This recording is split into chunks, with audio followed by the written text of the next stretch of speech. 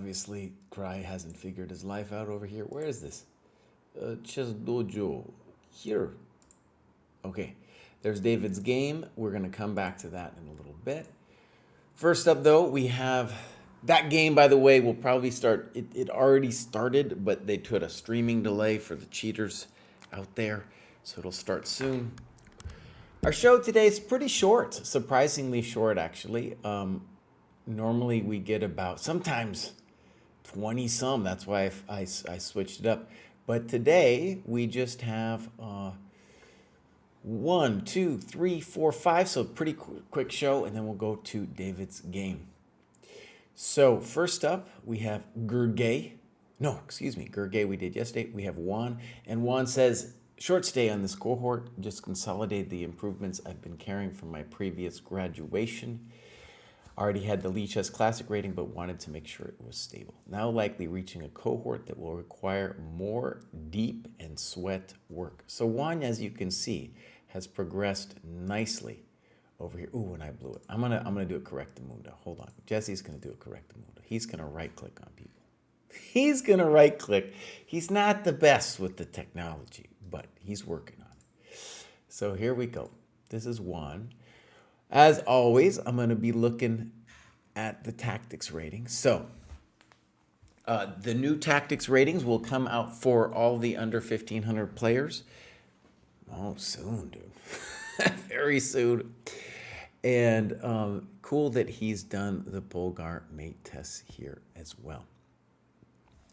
So, looking good. Good tactics scores in general over here. Okay. So, as you can see, this graph looks amazing. Looks just stunning here using the Lichess. So, probably, well, if he's 1369, that's pretty close to the next one. Pretty close. All right, let's look. First, clubs. Latin America, great. Actually, it's hard for me to judge that one. It seems like it's headquartered in Mexico, but there could be other places that they are in there too. So activity, we're gonna go back one. It says 9 hours, might have been more than that, but in any case, let's hope for. I'm assuming there's a game in there. Yeah, we got a couple. Okay. So this was played, it's about a month ago that Juan did this. Boom, we'll click on this one. I'll mark this as reviewed. Here's our clocks. That looks pretty decent. It looks like it's 30. We're gonna guess a 30 plus 30 game? No, just a 30-minute game. One thing, Juan, if you're listening, is I definitely encourage you to play longer time controls, especially now going forward. All right, so here we go. Okay. C3, yeah. C3, I can't be wrong, but I feel it's not the spirit of the position. Okay, now one thing we want to say about C takes D4 that I want you to understand. By the way, Juan, now you're ready, now you're allowed, according to the dojo, to study openings. But even without studying the openings, it's just good to understand some basic stuff. So a key drawback of C3 for white is they are blocking the knight. So when you take on D4, you free the knight. So for that reason, aesthetically and principally, I would like to play knight C6 first, because DC5 isn't really yet a threat because of knight E5. Okay, here we go. CD, bishop B5. Okay. Maybe it's not terrible, but it just doesn't belong on that square. It just doesn't belong.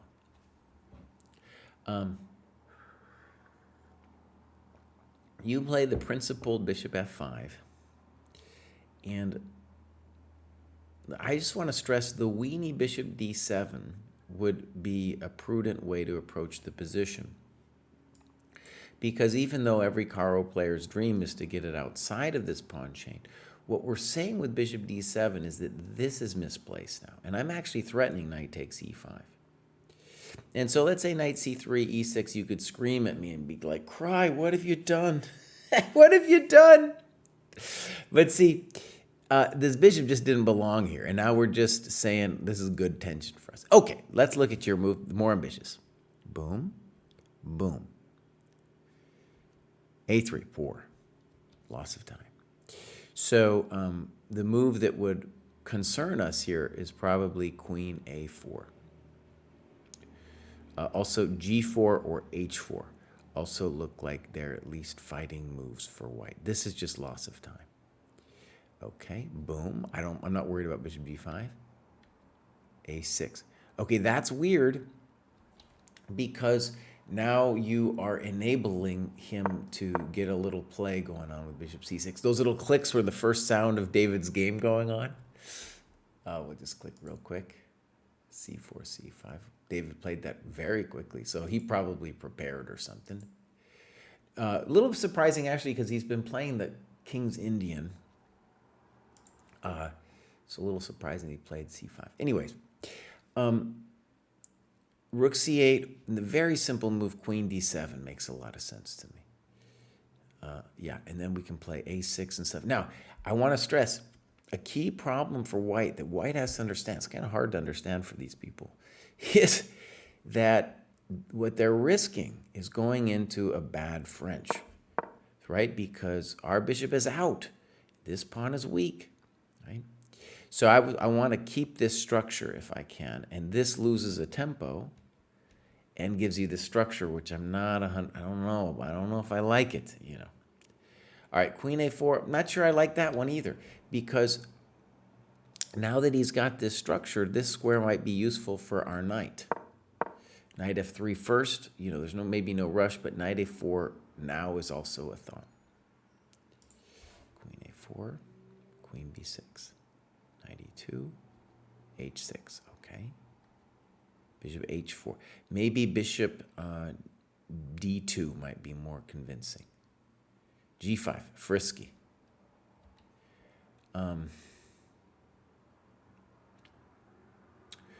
More prudent would be Knight G6, and that actually points out that this move is a mistake. The bishop was needed to fight for the dark squares on the queen side, so either this move or this move. And now after bishop H4, Knight G6, bishop G3, we'll play bishop E7, castles, and then for C5. This worries me. This worries me. V4, you castle. Okay, he castles. And now you play bishop D3. First of all, you say, I don't like my position. I do have the bishop pair. One of the two is not very active. I have a backward pawn. I want to do the F6 break, but that will awaken white's bishop. Okay. So definitely we don't want F6. Bishop D3 is interesting. Let's give your bishop D3 a try. By the way, when you mark it, question mark, exclam, that means it's dubious. But if you say something's dubious, try to say what you would have done instead. What I like about this is if rook FD1, which would be, let's call it the natural move, you have bishop B5. And if he plays rook FE1, then you get knight F5, and now all of a sudden it's interesting for you. It's interesting. As long as we get that knight, you know, score. If we score the bishop, then we can play F6, right? Knight C1, poor move.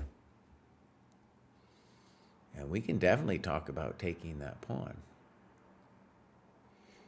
Now you play bishop C4, and it looks like your game is great. Also, bishop B5 looks good too. Thank you very much, because after that, you'll win this pawn for clean. So knight C1, poor move. We'd want to tell white, like, okay, well, what should he do? Well, what should he do, right? Maybe rook AD1. That points to the fact that maybe he should have put a rook on D1 in the last move, you know, but still. So one thing is saying, well, like, you don't like your position, but it's interesting because I have some problems with your position too, but if you get the knight to f5, you are going to be doing great. I have many misgivings about b4. It looks correct, but I'm not sure he should be doing it. And I'm just toying with the kind of controversial but interesting thought of queen b4.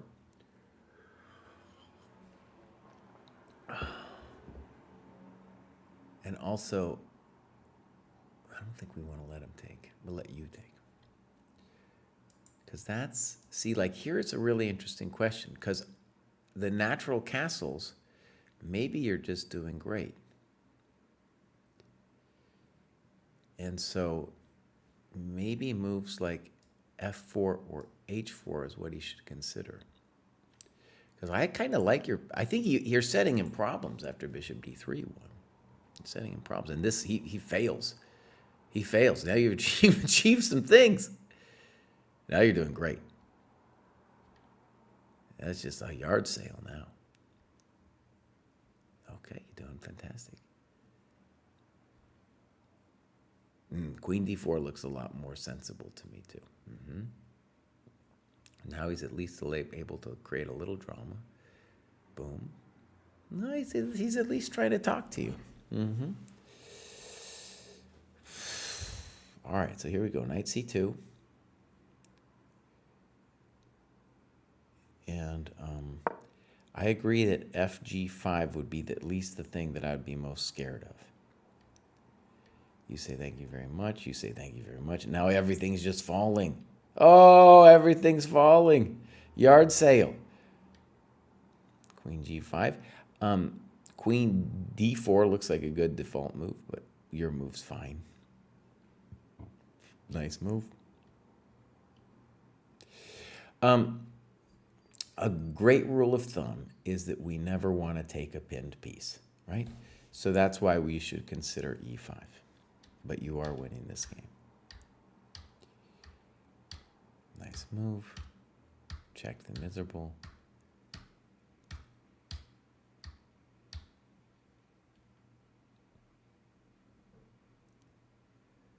Got a little hectic actually here, Juan.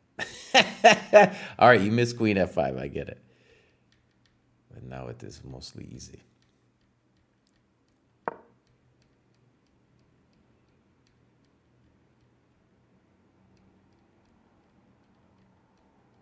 Oh my word. Okay, let's go check in on David. They're moving, little clicks going on. It's a famous variation. Yeah. David thought a while on d6, so maybe here he probably seen this position before, but wanted to think about it a little bit. My experience in these kinds of positions is that it's hard for white to actually prove anything. It looks kind of scary, this b4 stuff, but, come on. Come on. So the default move for David should be knight f6 followed by castles. Okay, here we go. So that was Juan. Congratulations, Juan. You're looking good, man. You're doing great. And I didn't really have too much complaints over here. Used your time and stuff. Yeah. Okay. Good. Next up, we have Random Refugee. Welcome to the dojo. He just wants me to say it. I'll say it. Welcome to the dojo. Joining Juan in the 1400 cohort. Random has, been here a couple times. Looking good. And tactics, okay. Needs to work on that survival. Otherwise, the tactics look more or less the same. It'll be interesting to see how they do with the tactics test coming up. Now we get clubs. European. Oh, look at this. He's somewhere in the lowlands. I learned about Burgundy. little bit of the history of Burgundy and how that relates to the lowlands, Belgium, Netherlands, that kind of thing. Kind of interesting. Chess in the land of bicycles. Nice. Activity. We're going to go back one.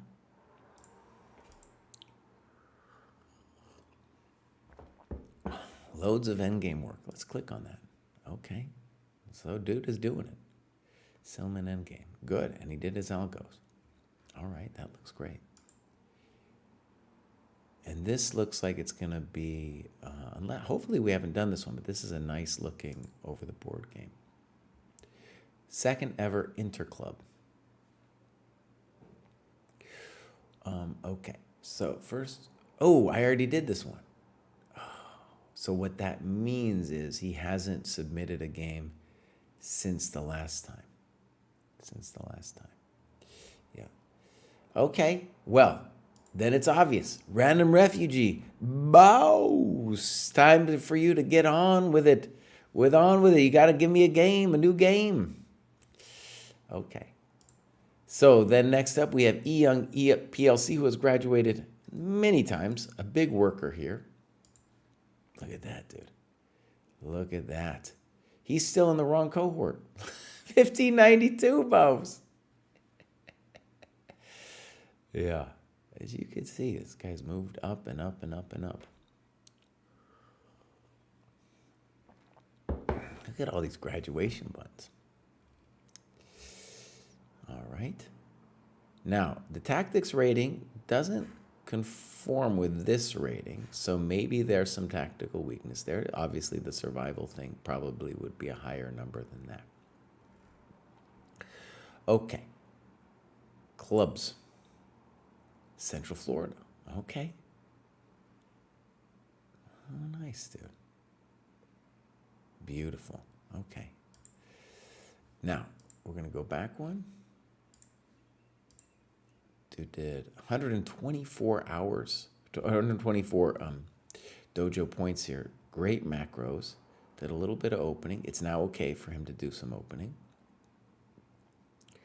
Looking very good. Lots of work. And honestly, right, dude can graduate again. Let's see some games. This was uploaded and played very recently. In general, I just want to make a note that when you play a game, it should take you more than a day to publish it, you know? Spend a little time with the thing. But all right, let's take a look. So, mark this as reviewed. Oh, it does not look good. That is not good representation of anybody right there. So people moving way too fast. Now is it, so it's a 30 plus 0. Yeah, way too fast, you guys. All right, let's see.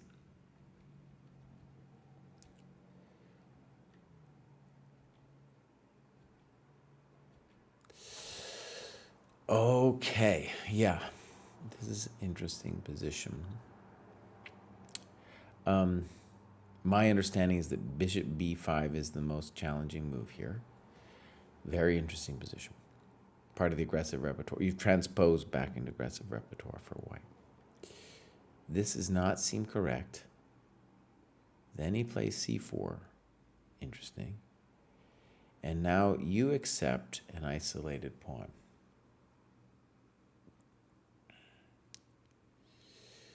So, this is a momentito for us to think about options. You did not think. You didn't think. You've got dc4, d4, and the move bishop c5. The move d4 would really involve, it doesn't sack a pawn immediately, but so the point is, yes, that's a possibility for him. But in this position, like this is hanging, everybody's hanging. So that would be interesting. And then also with the move you did, we want to just try to ask, well, like, how do we feel about that position? Intuitively, I think white should be worse in this position, but in the one you played, I'm not sure he's worse. And so both that and that are the moves that I would want to at least investigate. Okay, so here we go. Pop. I'm not sure why we're trading queens. Now h3. You go for it. I think this is correct. I think the main move for white, by the way, would be bishop f4 here, because this fundamentally loses a tempo. d4. Ooh. Here I think I lost the thread. I was concerned about losing the d pawn and putting white's d pawn in the center. I was hoping to use my knight to take the e pawn or to trade off the knight for the bishop, but this does weaken my pawn structure and would leave that annoying e pawn in place. Okay, so the thing to see about this move is when you play d4, you hinder the scope of this bishop and open the scope of this bishop, right? So the two moves to consider here were knight e7 and castles. In both cases, I think you're doing fine. If you don't like a move, as you kind of suspect it's wrong, try to say what you should have done. Now, I don't like bishop takes c6. Why? That's such a... Look how strong that bishop is. Are we threatening to play knight e5? Probably not. Probably not. You know, not going to be for a while. We can take that thing later if we want to. Okay, so also seems weird. Good. Okay. There's other moves, but that one's interesting. Bishop b4. You're right. Here I probably should have retreated to e7, but I wanted to keep the knight out of d6. And then the computer says some stuff on bishop e7. One reason to not look at the computer is, I don't know what the computer would say on bishop b6, but that would be the enterprising move. To allow him to check and say, I don't care. You know, I don't care. Very interesting position. Yeah. I don't know. I don't know who's better. Okay, so here we go. Bishop b4 definitely doesn't look right.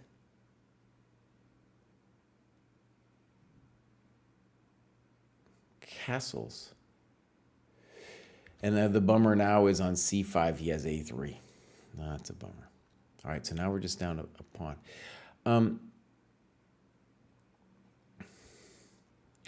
One thing I want you to see is losing a pawn in the endgame is generally only what we would call a clear advantage for white, i.e. not necessarily winning. When you castle, though, you give up on the chance of using your king in some kind of active manner, right? So it would be good here to investigate moves maybe like king e7, castles along, something like that.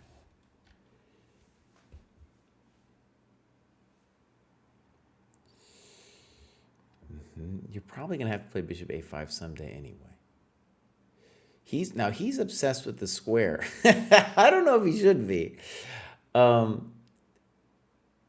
Yeah, it's a good-looking square. I'm just shut up. It's a fine square. Bishop v6. Okay, that's where you wanted to go. Knight e7.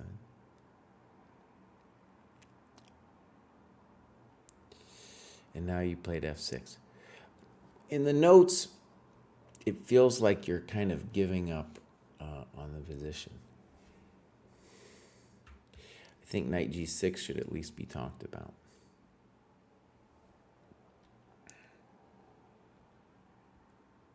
Now, yeah, it looks rough, doesn't it?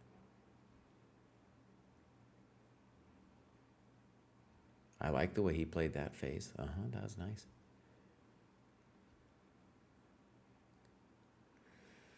Man. Okay, so we should say that the endgame for white with rook e7 looks winning.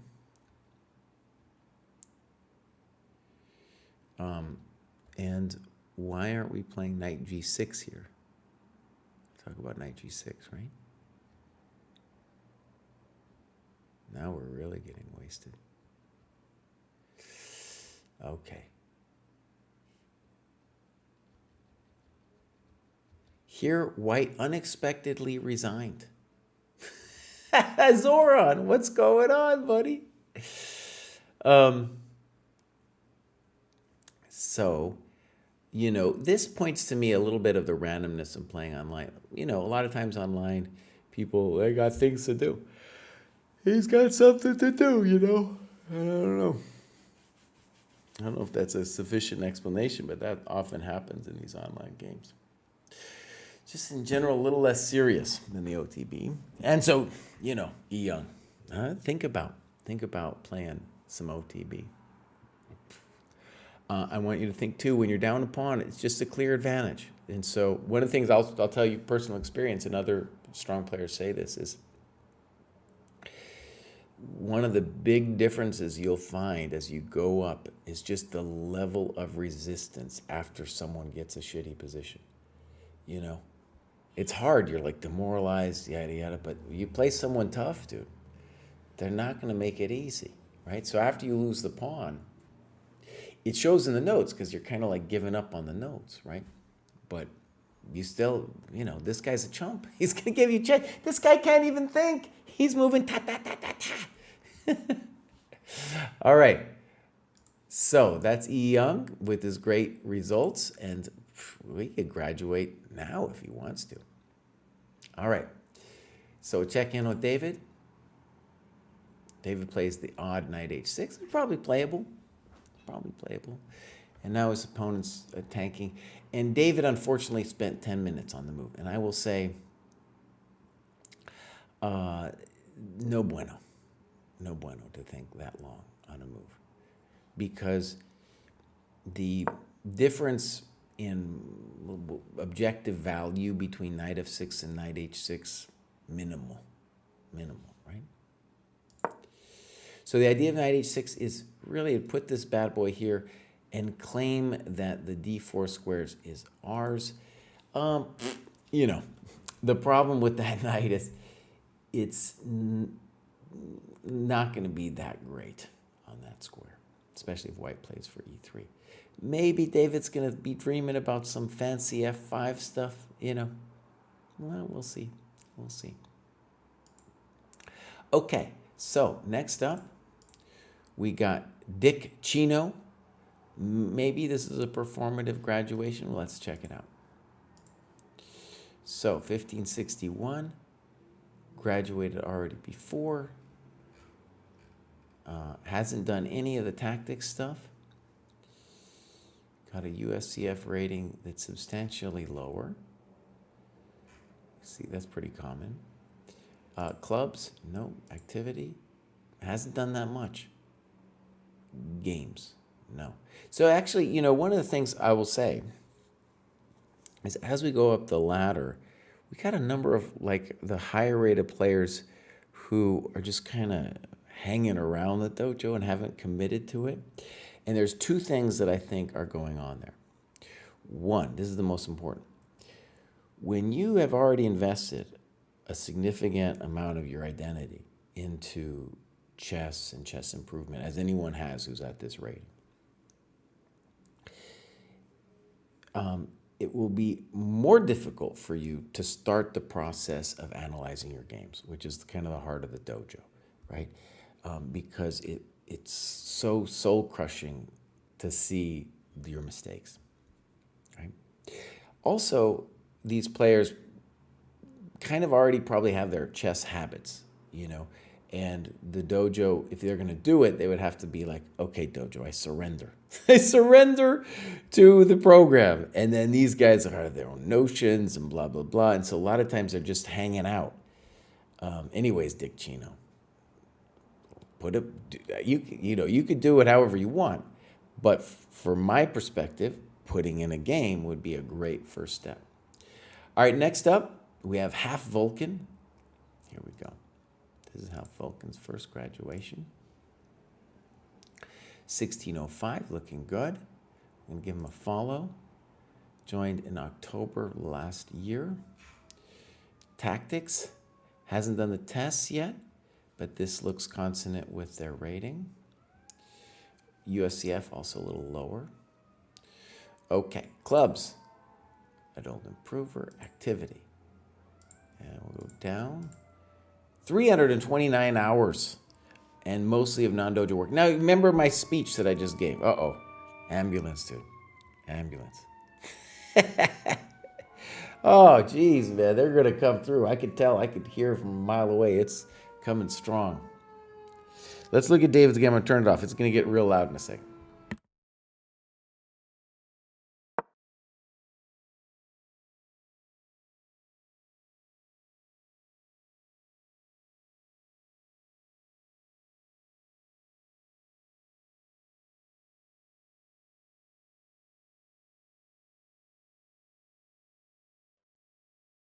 It wasn't that bad. The speech that I made earlier pertains to this person as well. They're in the dojo, but they're not. They've done some of the tactics, but they've done all this non-dojo work, and they're using the dojo to like log their own time, you know, which is fine. By the way, a key dream of the dojo is to develop. This shouldn't be so hard, actually, but it's, you know, we have so many other projects we're developing. To develop a macro diet for these people that are following their own scheme, right? So, for example, this dude's playing tons of blitz, right? And probably watching YouTube, doing a little bit of openings, some rapid, right? Which it's good that they're logging it, but that's the definition of YouTube, and blitz is the non-sweat work. All right, I have a feeling we got no games. Well, let's see. No. Okay, so that concludes the grad show, my friends. The shortest in history. I think in history, yeah. Because, you know, when we first started the dojo, I did all of the graduates in one day. But today we were stopped short. That's okay. I'm fine with that.